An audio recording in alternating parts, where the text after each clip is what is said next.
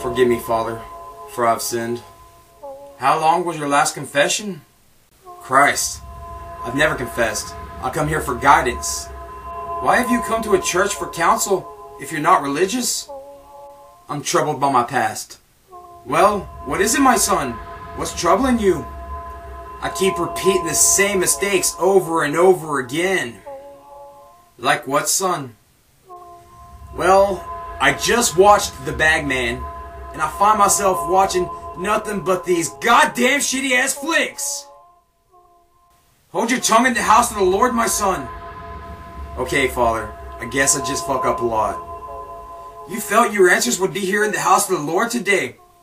So have you tried avoiding these flicks altogether? Honestly, I tried.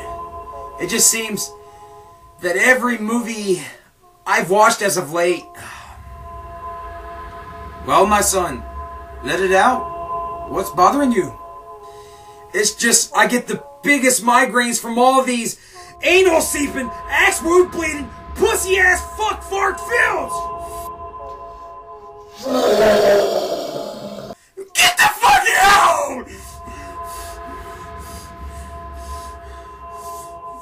And now, on the Angered Beast Reviewer. Today, I'm doing a review on one of the most god-awful movies ever made. And no, it's not Showgirls. This disaster of biblical proportions I'm talking about is The Cloth. Sit back down. No, really, sit back down. Cause I'm not setting to this pig fucking mess by myself. I'm dragging your ass with me. It's evident that writer and director Justin Price blew the $4 million budget on Danny Trejo's appearance, despite it lasting all of 5 seconds. This leaving only $2 for the digital effects, cause it shows. Price clearly doesn't have one creative bone in his body. It's almost as if he sat down, watched any exorcism-based movie he could find, and just took the best parts. This creating a Frankenstein of a movie, and I really wish this monster had never come to life. I could do a possession movie. They're easy as fuck to do, and I know I could do a hell of a lot better than The Devil Inside. Fuck you! Lord Jesus, fuck you! Damn! Linda Blair got ugly all of a sudden. Ugh.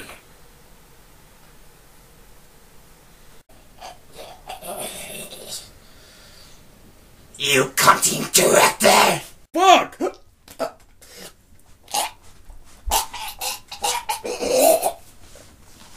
Let's take a look. So we see a traditional exorcism being performed where you're first introduced to the crotch of the possessed. Price must have really wanted the crotch shot so bad that he invented Demon Crotch Cam. The girl is possessed in a typical exorcist setup with 2 priests, one in which is Danny Trejo, who apparently is the star in this pile of fucking donkey dicks. Yeah, you heard me right. The star. Fuck! His presence has vanished from the film quicker than dark meat at a Green Inferno barbecue. Perhaps Danny owed someone a favor. Danny's fried chicken is packed with over 69 herbs and spices. So fucking spicy, that'll make your asshole flare up. Danny's chicken is so succulent, it'll make you think you're eating chicken. Just keep telling yourself it's chicken, cause what in the fuck doesn't taste like chicken? While attempting the exorcism, the two chant Latin at the girl, throwing holy water at her, and yes, she has telekinetic powers, throwing the 2 men around the room, then freeing herself from her bonds, and starts contorting Devil Inside style. Somehow her telekinetic crotch powers kills Trejo. Well, I would assume it was her crotch or mind or some fucking shit like that. At this point, the other priest takes out some sort of glowing blue crossbow and shoots the girl, and she explodes. What the fuck? Holy water and crosses no longer work? They now rely on actual weapons? These souped up weapons are turbocharged with nitrous injected as well.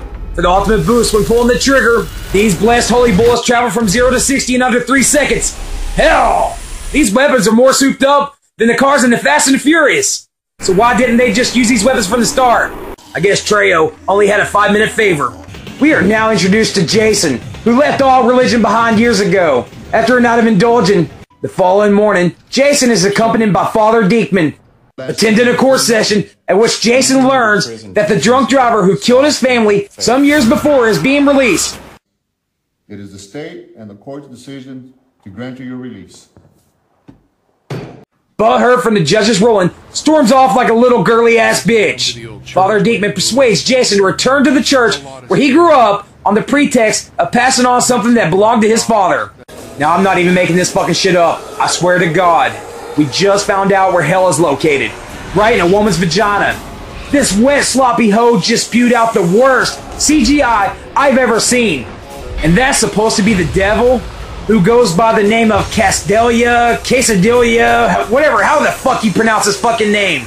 Well, I'm just gonna call him the devil, who's played by Price. Damn, I've seen better effects in a South Park episode. Quesadillas, whatever. I mean, the devil looks like a rejected Matrix concept art. As two young lovers drive upon the newly born bastard Glitch. Well, good grief, baby. Well, good grief, baby. The devil then squishes the two, as you would do pretending to squish someone's head between your thumb and forefinger when bored.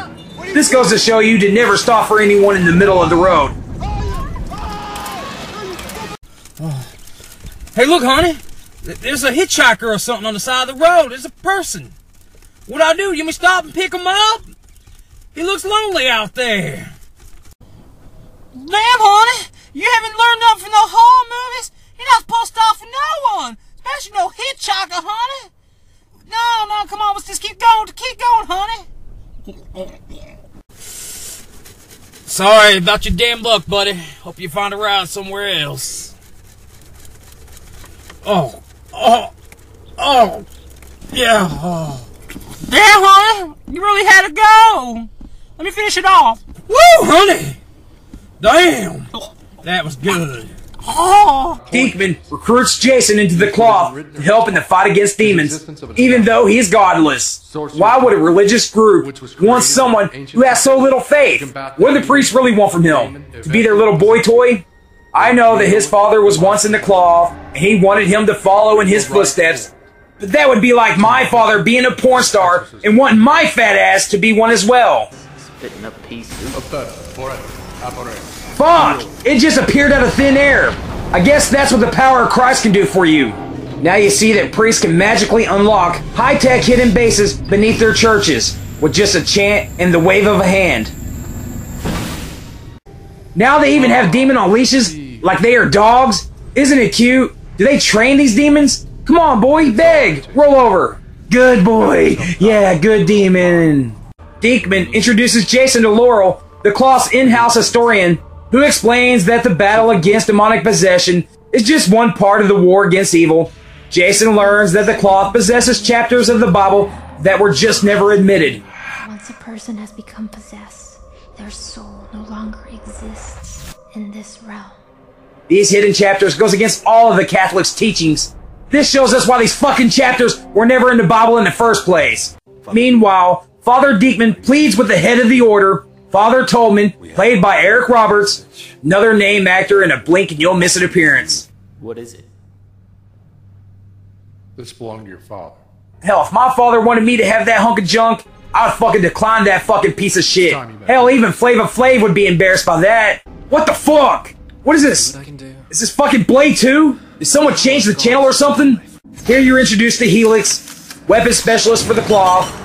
Here you find out that all the weapons are made with metals from the Ark of the Covenant that they stole from the set of Indiana Jones. But he also fails to mention that these weapons still require notchers that he also stole from the set of Fast and the Furious 7. When they talk about the whole armor of God, they take that fucking shit literally. It looks as if the Catholic Church and Transformers fucked and gave birth, spewing out this fucking piece of smelly shit.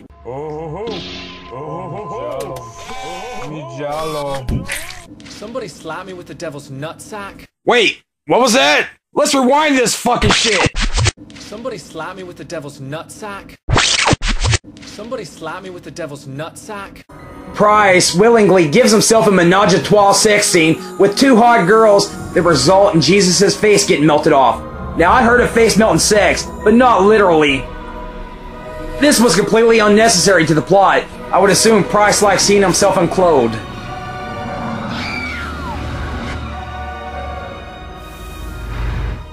Jason finally goes out with Father Diekman to fight some demons. What the holy fucking shit was that?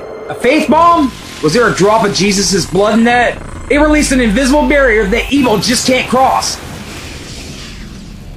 Instead of trying to cast out the demons, they are actually killing the people. I thought that if you're possessed, you're still human, and not vampires. Then why in fuck's sake are they exploding into dust? Here we learn that exorcisms are popular in the Matrix. Robert spends his screen time coming off as a creepy kid toucher. I thought priests preferred little boys. You're as beautiful as the day you were brought to us. Diekman and Jason arrive upon a house that's guarded by an old fart that's not willing to let the two pass, as if he's gone off from the Lord of the Rings, I'm Father Diekman. who suddenly gets swept away by the Tasmanian devil. Once inside, you see that the old fart was trying to protect his family of Walking Dead zombies. Even one of the possessed family members must have been a huge Resident Evil fan. That, or their favorite movie was Blade 2. I think I'll go with door number 2 on this one. Then we meet the daughter of the Fly, who's crawling around on the walls, speaking in another language, with a man's voice that sounded like it belonged in a rap song. I am done. Jason decides to give up after only a couple of days of fighting, because he's a little whiny douchebag. Quesadilla, the devil, visits a priest in confession. While in confession, the devil is playing with a magical, shitty-ass CGI multiplying coin. Literally, this disappearing coin can multiply like gremlins when hit with water. I guess the spit in the priest's mouth has the same effect on the coin, filling him so full of change till he explodes, bursting open like a piñata at a kid's party. Laurel eventually goes to Jason's place to convince him to come back, but Jason is still crying like a poor little pussy-ass bitch. Jason decides to rejoin the cloth, where he finds out that Laurel was once possessed at one point in the past, and his father was the one who was able to save her, having the movie now contradict itself. I thought that once possessed, there was no coming back, but what makes her different? Are you fucking kidding? Are they really trying to pass themselves off as Jedi Knights? What were they thinking? That they could just go into the club to see the devil by using Jedi mind tricks here? You will let me in to see your master. That shit don't work here. Well, I tried. Guess we'll have to do it the hard way then. Bursting their way into the club with exploding limbs flying all over the place, playing out like a graphic novel. These sequences are shot with an amazing amount of shaky cam that makes sections completely unwatchable. At one point, I noticed things completely disappear when they should have still been in frame. During the battle, Diekman gets his throat bit, leaving him lying in a pool of his own blood. Jason comforts the father by cradling him in his arms. Finally, the devil shows his face, having the two exchange words, and a battle ensues. Jason uses the Boondock Saints prayer that I thought was only the McManus family prayer. Maybe that's why it didn't work for him. With the father using his last breath, saving Jason's ass, killing the devil. Damn, the devil's a puss. That's all it takes to kill the devil in a fucking shitty-ass suit? Hell, I've seen better makeups on Face Off. Someone must have forgotten to tighten the dog's collar, because now it's off its leash, attacking Laurel. Bad dog. Bad dog. We find out that Laurel was captured due to being an important part in bringing hell on Earth. Something about her being possessed once already, and not turning into fucking dust like all the others, in which this shit goes against itself. Fuck! This goddamn fistfucker doesn't even remember its own rules! It just plays by whatever rules it wants, throwing all other rules out the fucking window! Roberts gets knocked the fuck out, just the way his movie career should be. Jason intimidates the man who killed his parents, who is now a demon, which is no surprise here, threatening him with a water gun filled with holy water that just gives him the worst rash he's ever had. What do you know? Somebody put holy water in my gun. Another fight breaks out, having Helix steal third base. Oh wait, he's about to slide into home plate! The fucker is safe! And the good guys win! The good guys win! Lord, show me the way. That didn't work. And you doubted God. See, he has all of your answers, oh ye of little faith. The backdoor entrance to a Behemoth concert just appears. Or wait, I think the extras from Descent 3 made their way onto the wrong set. While at the Behemoth concert, Jason stumbles upon a priest, and eventually a repossessed Laurel. Come into me. The father pleads with the demon to flee Laurel and enter him instead, just like in that other possession movie that I'm not going to mention. With all that begging that Mo from the Three Stooges did, it worked.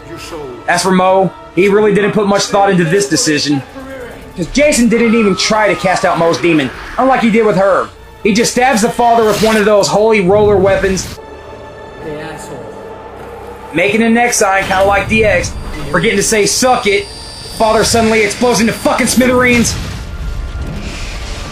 Now with Laurel free from the demonic possession for the second time now, the two end with a makeout scene that rudely gets interrupted by Helix. This bringing the end to this godforsaken, putrid pile of chunky dick snot! Thank you, Lord, for answering all of my prayers. This bad acting, bad directing, horrible written dialogue, and for God's sakes, the worst CGI to ever shat itself out on screen. I could have put 2 socks on my hands and would have been more entertained. I would have had a better time slamming the toilet seat on my penis than watching one more minute of this god-awful, motherfucking, cocksucking, dick-licking, motherfucking film! Damn. So fucking glad that's over, man. I feel as if I need a cleansing for the Lord after watching that piece of shit. Damn.